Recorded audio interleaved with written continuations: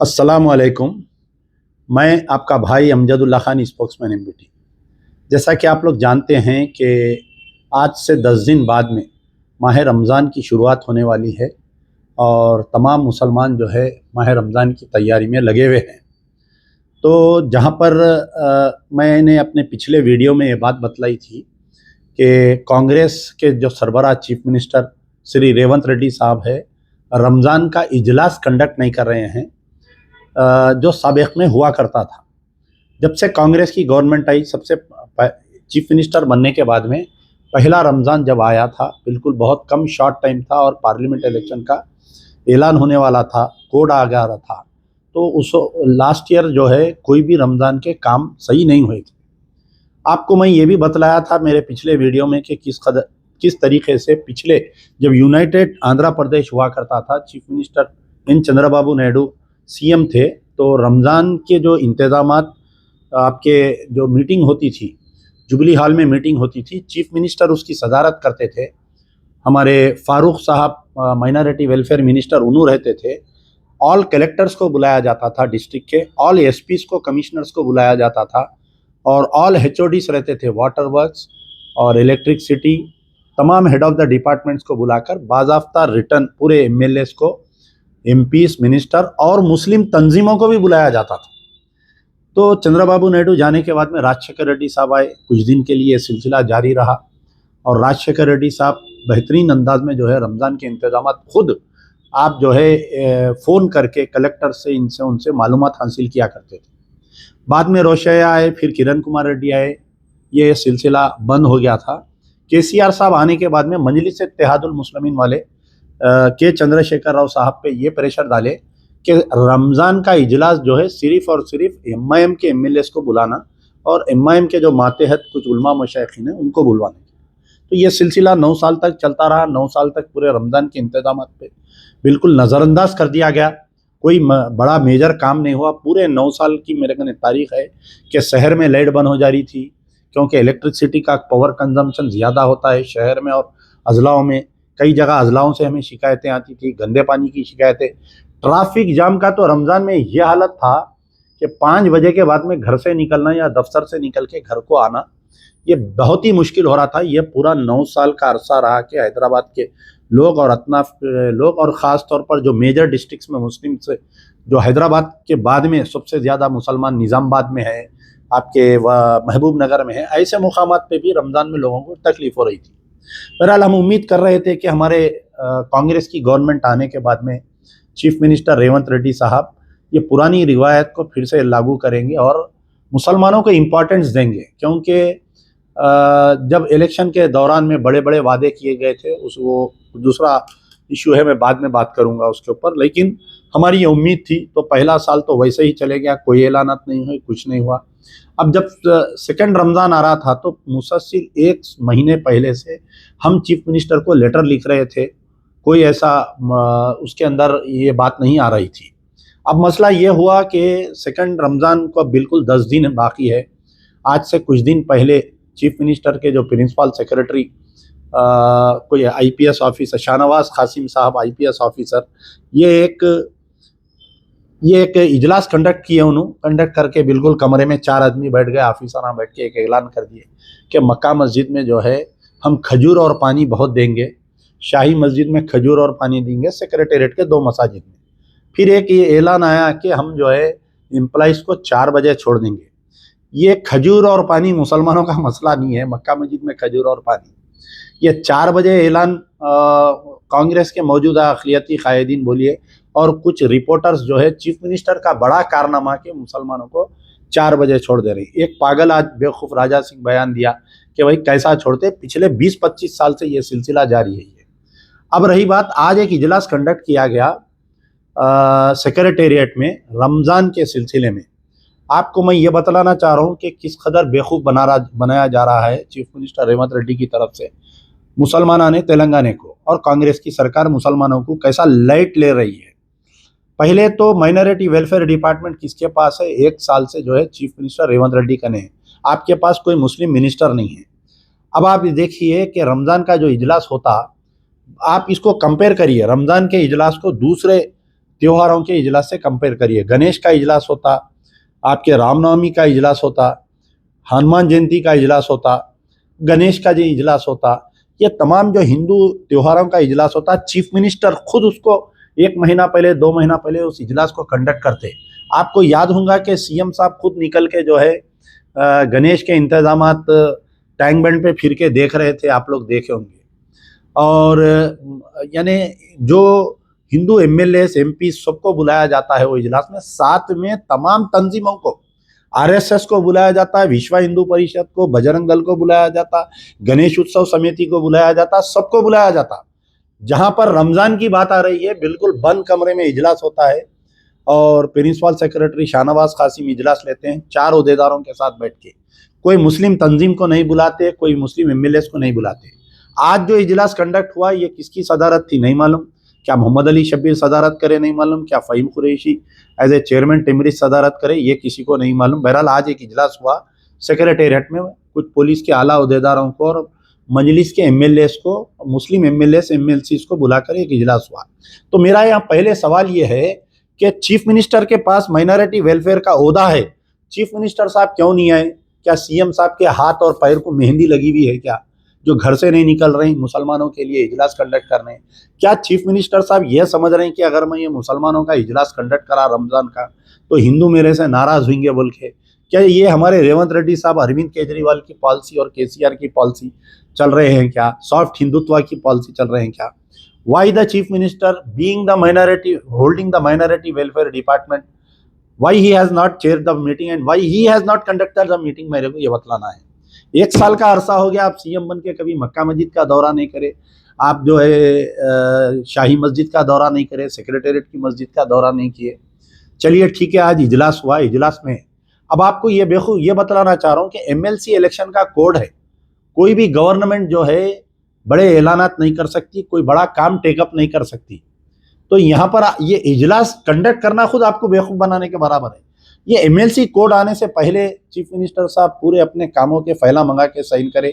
जब ये रमज़ान क्यों याद नहीं आया चीफ मिनिस्टर साहब को, मैं ये पूछ रहा हूँ।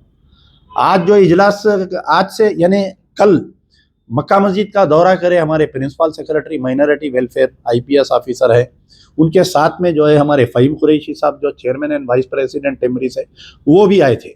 अब इस पर मेरा ये सवाल है कि फ़हीम कुरैशी साहब जो है चेयरमैन टिमरिस है, उनका मक्का मस्जिद से क्या ताल्लुक़ बताइए आप? उन्हें क्या सैंक्शन दे सकते, उन्हें क्या काम करवा सकते? अच्छा, अब इसके अंदर जो है कल के दौरे में अजमतुल्लाह हुसैनी जो वक्फ बोर्ड के चेयरमैन है, मक्का मस्जिद माइनॉरिटी वेलफेयर डिपार्टमेंट के तहत आती, तो वक्फ बोर्ड के चेयरमैन को क्यों नहीं बुलाया गया? अगर बुलाया गया तो उन्हें क्यों नहीं आए, इसका दूसरा सवाल है। तो दूसरे और चेयरमैन कहाँ पर है बताइए? तो ये जो मक्का मस्जिद का दौरा है ये भी जो है आपको बेवकूफ़ बनाने का है। ये कोई बड़ा काम, कोई बड़ा डिसीजन नहीं लिया गया। मक्का मस्जिद की हालत आप देखें तो बाथरूमों की हालत इतनी गंदी है कि एक तस्वुर नहीं कर सकते। वज़ू खाने की हालत इतनी गंदी है, जो हौज़ में पानी जमा हुआ है, बदबू, सड़ी बदबू आ रही, वहाँ पर पानी में वज़ू करे तो आप पूरा मक्का मस्जिद का मसला देखिए। 38 एम्प्लॉइज़ हैं वहाँ पर मक्का मस्जिद में, आज बरसों बरस से वो टेम्पररी तौर पे उनको गवर्नमेंट जॉब, गवर्नमेंट एम्प्लॉइज़ करार नहीं दे रहे हैं। तो ये जो कल दौरा हुआ था ये भी सिर्फ और सिर्फ बेवकूफ़ बनाने का दौरा, और आज की मीटिंग जो कंडक्ट करे थे ये भी सिर्फ और सिर्फ मुसलमानों को बेवकूफ़ बनाने का है। चीफ मिनिस्टर नहीं आए, चीफ मिनिस्टर को इंटरेस्ट ही नहीं है, चीफ मिनिस्टर बोलना नहीं चाहते, चीफ मिनिस्टर रेवंत रेड्डी कोई मुस्लिम तंजीमों से नहीं मिलना चाहते। जहाँ पर हिंदू त्योहारों के मीटिंग होते तमाम लोगों को बुलाते हैं। अगर रमज़ान की मीटिंग गवर्नमेंट कंडक्ट कर रही तो दूसरे तामीर मिलत को क्यों नहीं बुलाए? जमात इस्लामी को क्यों नहीं बुला रहे हैं आप? जमीयतुल उलमा हिंद के 2 शाखें उनको क्यों नहीं बुला रहे हैं? कई सुन्नी तंजीमें उनको क्यों नहीं बुला रहे हैं? अंजुमन खादरिया को क्यों नहीं बुला रहे हैं आप? क्या ये लोग मुसलमान नहीं हैं? क्या इनके पास मुसलमान रोज़ेदारों के मसाइल नहीं हैं क्या इनके पास? आप बताइए। क्या विश्व हिंदू परिषद, बजरंग दल और इनको ने हिंदू त्योहारों के प्रॉब्लम है, इनको बुला के आप बात करते, इनको बुला के क्यों नहीं बात करते आप बताइए। ठीक है, हमसे खुसूमत है, हमको मत बुलाइए अमजदुल्ला खान को। हमको बुलाए तो आपको पेट में दर्द होता, जैसा केसीआर को पेट में दर्द होता था एमबीटी अमजदुल्ला खान से, वैसा रेवंत रेड्डी को भी पेट में दर्द हो रही। आप हमको मत बुलाइए मगर इनको तो बुलाइए ना आप कम से कम। तो बहरहाल अब ये क्या होता है ऐलानात कि देर रात के दुकानात को खुले रखने की हम इजाज़त दे दिए, वहाँ उन्होंने इजाज़त दे देते, लेकिन यहाँ पर क्या होता, पुलिस 10 बजते मार मार के दुकाना बंद कराती, चालाना करती यहाँ पर। ये 15 दिन चले जाते, 15 रमजान हो जाते, फिर मजलिस के कायदीन का एक ऐलान आता कि मजलिस की क़यादत ने ऐलान करके दुकानात को देर रात गए खुले। तो देर रात गए दुकानात खुले रहे तो हमारा नुकसान है, उसके अंदर हो सकता है ताजिरों का फायदा होगा, और कई लोग नौजवान जो है जल्दी सोने के बजाय देर रात गए तक जगते रहते। तो बहरहाल मेरा बोलने का मतलब है कि जो एम्प्लॉइज़ को 4 बजे छोड़ने का ये कोई नया वादा नहीं है, ये 20 साल से होते आ रहा है। ये दुकानात को देर रात गए खुलने का ये जो ऐलान किया गया ये भी कई सालों से है। कोई बड़ा ठोस, अब आप देखिए जैसा ही सबसे बड़ा प्रॉब्लम रमज़ान शुरू होते ट्रैफिक का प्रॉब्लम चालू हो जाता। शहर की हालत ये हो जाती है, आप 5 बजे के बाद में शहर में कहीं घूम नहीं सकते। पूरे पुलिस के आला ओहदेदार सो जाते जाके एसीओ में। रमज़ान में कोई इंतज़ाम नहीं रहता, मैं लिख के दे रहा हूँ आपको, आप देख लीजिए। पत्थरगट्टी की वो हालत हो जाती, फलकनुमा ब्रिज की वो हालत, चंद्रायन गुट्टे की वो ट्रैफिक जाम, संतोष नगर की वो हालत बुरी हो जाती। अनमोल होटल ईदी बाजार से लेके आप जो है बन नाके तक तस्वुर नहीं कर सकते कि कई रोजेदारों का रोजा उसके अंदर वो हो जाता। तो ट्रैफिक का ये प्रॉब्लम सिर्फ हैदराबाद में नहीं रहता, आप निज़ामाबाद जाइए, निज़ामाबाद में रोजाना ट्रैफिक जाम होती है। आप महबूब नगर जाइए, महबूब नगर में रोजाना ट्रैफिक जाम होती। तो अगर ये आप जो है तमाम मुस्लिम तंजीमों को बुला के, महबूब नगर के एमएलए है कांग्रेस के, कलेक्टर को बुलाना, उन्होंने मीटिंग कंडक्ट करना, उन्होंने नहीं करे। निज़ामाबाद में बीजेपी का एमएलए है, उन्हें तो नहीं करता। मोहम्मद अली शबीर निज़ामाबाद जाना, वहां पर कलेक्टर को बिठा के वहां पर इजलास तलब करना, वहां के मसाइल पर गुफ्तगू करना, ये नहीं हुआ। आप जाके वरंगल में देखिए कितने हालात खराब है।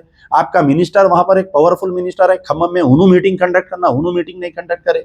तो बहरहाल कांग्रेस जो है सेमी और सॉफ्ट हिंदुत्व की पॉलिसी पर चल रही। हमारे रेवंत रेड्डी साहब मुसलमानों के मसले पर गुफ्तगू नहीं करते, मुसलमानों के बारे में बात नहीं करते, मुस्लिम तंजीमों को टाइम नहीं देते, मुस्लिम एमएलए को इंपॉर्टेंस नहीं देते, मुस्लिम त्योहारों को भी इंपॉर्टेंट नहीं देते।